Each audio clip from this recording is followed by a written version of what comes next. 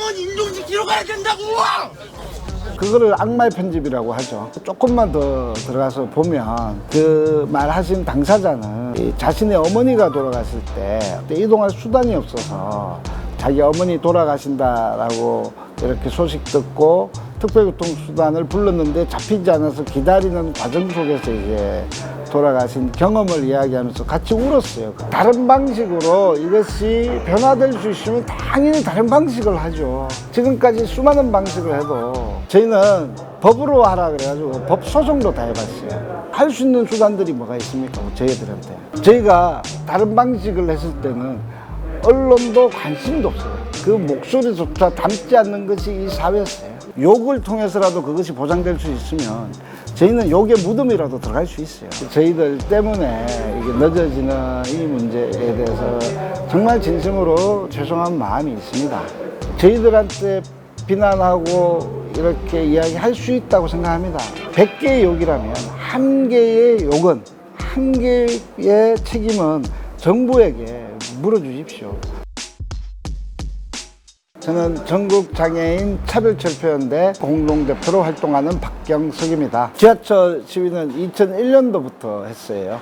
21년 동안의 장애인의 권리를 보장하지 않아서 저희가 최근에 이렇게 또 활동하게 됐고요. 현장에서 그냥 이 육두문자의 이 욕은 뭐 그냥 일상이고 고래고래 고함을 치고 또 폭력적으로 이제 하는 행동들이 많이 있죠. 뭐 그건 일상적인 지하철에서 일어나는 일들이고 홈페이지나 또 저희의 SNS에 통해서 오는 이 욕들은 그냥 뭐 거의 혐오 수준, 말살해야 되는 사람으로 표현하고 있습니다. 저희 건물에 찾아와서 불질러 버리겠다고 하고, 그리고 또 휠체어 타고 다니니까 뭐 팔도 잘라버리겠다, 이런 이야기들을 그냥 서슴없이 하고 있습니다. 씨발 할머니 임종시키러 가야 된다고!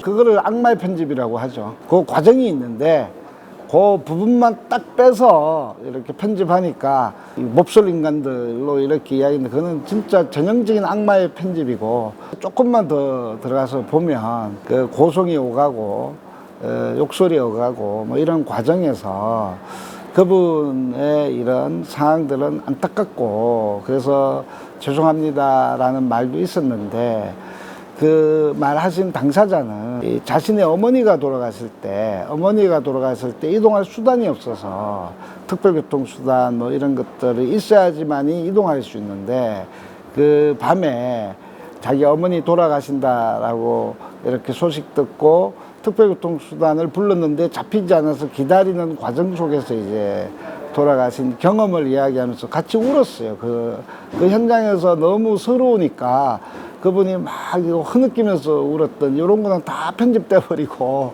그것만 딱 하니까 뭐 그것만 보는 사람들은 뭐 몹쓸 인간으로 이렇게 악마적으로 이렇게 대하고 있죠. 몇 분들은 너무하신 거 아닙니까? 뭐 이렇게 이야기하시는 분도 있고, 박수 쳐주시는 분도 있고, 갖고 있던 이 캔커피도 따뜻한 커피를 갖다 주면서 힘내라고 해주시는 분도 있어서, 이렇게 방식의 선택보다 지금까지 어떤 일들이 있었는가가 저는 더 이 질문이 돼야 된다고 생각합니다. 출근길에서 부닥치는 분들은 왜 출근길이냐, 퇴근길에 해라 이렇게 하시는 분도 있고, 왜 지하철이나 버스에서 하라 그러고, 청와대 찾아가라, 국회 찾아가라, 정부 저희가 21년을 하고 있는데 이 모든 것을 다 해봤어요. 버스도 막아보고, 버스 밑에도 들어가 보고, 버스 위에도 올라가 보고, 뭐 이 모든 것들을 다 함에도 불구하고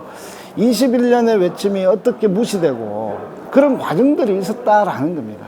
다른 방식으로 이것이 변화될 수 있으면 당연히 다른 방식을 하죠. 변화가 중요한데 지금까지 수많은 방식을 해도 이 문제에 대해서 수용해야 될 책임 있는 정치인들이 그 약속을 안 하는 거죠.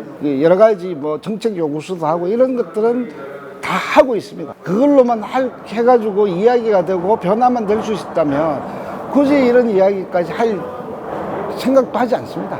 저희가 다른 방식을 했을 때는 언론도 관심도 없어요. 목소리가 있어야 되는데 그 목소리조차 담지 않는 것이 이 사회였어요. 뭐 노래도 부르고 문화제도 하고 뭐 수많은 방법들을 다 해도 언론은 제대로 이 본질적인 관심에 대해서, 본질적인 문제에 대해서 관심이 있었나요? 저희는 법으로 하라 그래가지고 법 소송도 다 해봤어요. 할 수 있는 수단들이 뭐가 있습니까? 저희들한테. 그래서 특별교통수단을 불렀는데 그걸 장콜이라고 합니다. 장애인 콜택시. 3시간, 4시간을 기다려야지 탈 수가 있어요. 그런 경험들이 많이 있고, 지방 같은 경우에는 하루 이틀 전에 예약해야지만이 탈 수 있어요. 지역 간 이동을 보장하려면 시외버스를 탈 수 있어야 되는데 시외버스 한 대도 없습니다. 마을버스 타지 못해요. 시내버스는 서울 같은 경우야 50% 조금 넘지만은 지방 같은 경우는 국가 계획을 세워서 저장버스를 도입하겠다는 그 수치도 안 지켜요. 정말 너무 비참해요. 저장버스 이용 못하죠. 시외버스 이용 못하죠. 마을버스 한 대도 타지 못하죠. 장애인도 명절에 이 고향에서 지내고 싶다 그러면서 고속버스에서 엎드리고 기고 했어요. 딱 8대 들어왔습니다. 더 이상 늘리지 않아요. 그럼 뭘로 이용하죠? 어떻게 친구를 만나죠? 어떻게 학교를 다니죠? 비장애인은 너무나 일상적인 권리잖아요. 이걸 권리라고도 생각도 안 하실 거예요.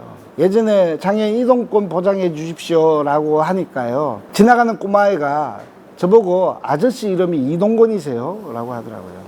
2003년도에 국어사전 한번 찾아보세요. 그때서야 이동권이라는 말이 국어사전에 이동권이 권리다라는 것들이 명시됐어요. 그렇게 처절하게 외치고 지하철로를 내려가고 벌금 수없이 먹고 잡혀가고 구속되고까지 했는데도 아직도 그 권리를 이 사회는 보장하지 않고 있어요. 옛날보다 많이 좋아졌지 않았냐? 당연히 많이 좋아졌죠. 대한민국이 50년대 전쟁이 났어요. 2022년 지금 많이 좋아지지 않았습니까? 개인 핸드폰도 다 있고요. 스마트폰도 다 있고 많이 안 좋아졌어요? 그런데 불평등은 더 심화됐지 않습니까? 이동하는 권리의 문제지 않습니까? 이동하는 것도 이렇게 불평등해서 어떻게 이 사회가 장애인들에게 어떤 이야기를 할 수 있겠습니까? 슬프죠. 그리고 또 안타깝고. 근데 우리 입장에서 보면 장애인 거주시설이라는 곳에서 격리돼서 수십 년을 살아가면서 거기에서 맞아 죽은 사람도 있고 인권 침해 당한 사람들이 있고 이래요. 그런데 그때 잠깐 언론에서 눈물 기사가 하고 그 다음에 변하지 않아요. 그리고 이름도 없이 그 존재조차도 불려지지 않았어요. 이 사회에서. 무엇이 관심이 있었습니까? 그동안. 욕을 통해서라도 그것이 보장될 수 있으면 저희는 욕의 무덤이라도 들어갈 수 있어요. 특히 출근길에 이렇게 저희들 때문에 이게 늦어지는 이 문제에 대해서 정말 진심으로 죄송한 마음이 있습니다. 저희들한테 비난하고 이렇게 이야기할 수 있다고 생각합니다. 다 수용하겠습니다. 100개의 욕이라면 1개의 욕은, 1개의 책임은 정부에게 물어주십시오. 그래서 이런 것들이 빨리 해결하는 것이 더 좋지 않을까요?